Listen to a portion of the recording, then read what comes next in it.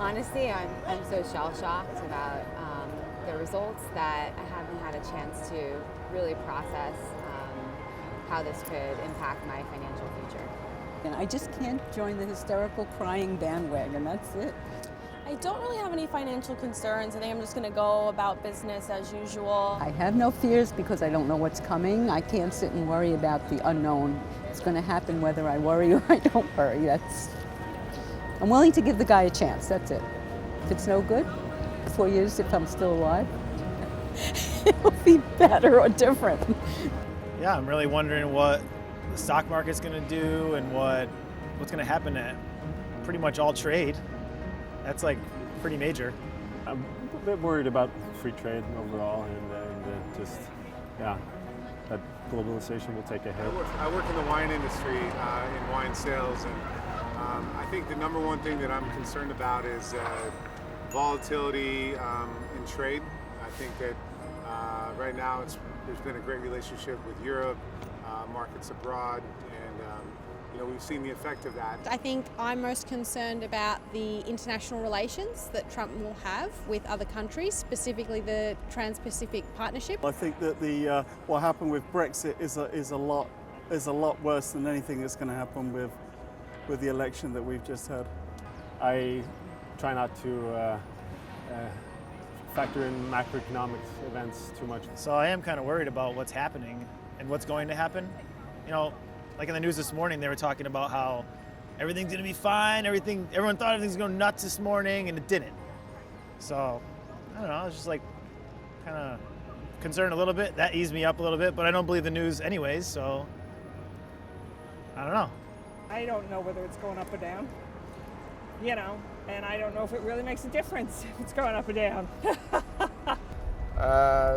No, I think the economy for me is growing and it's good. I have a job. Well, I have been seeing the stock market plunging in a little bit, but other than that, I think I'm not that worried at all. I feel like Donald Trump does have a good sense of business aspect when it comes to building the economy up and things of that nature. Yeah, I actually used to work for Trump at one of his country clubs in Bedminster, and he was always very friendly, very nice. And as far as financials go, he actually used to tip me a few $100s every time I would deliver his Diet Coke to him. So in that case, I'm not really worried about the financials.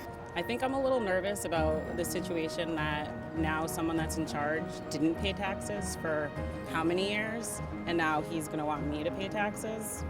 Something doesn't lead by example, and he's not doing that. So I think that's probably what has me in concern the most. I do have quite a few financial concerns. I own an ice cream shop in the Atlanta area, and I'm about to open a second one, and I'm rather hesitant. I'm a little concerned whether everything's going to tank or not. The stock market wasn't doing well when they were expecting Trump to win, but it looks like it's doing okay, but time will tell. So I guess I'm mostly worried about, what will the world look like in 5 years compared to how it's looked now. If investors start backing out, if we don't get as many loans as we've been lucky enough to get from other countries and stuff like that. I don't think it'll be as bad as it was in 2008, but I don't necessarily think it'll be as good as it has been. And I've had an eye on the future and, into kind of saving, being smart with my money, so I don't think the election has impacted that.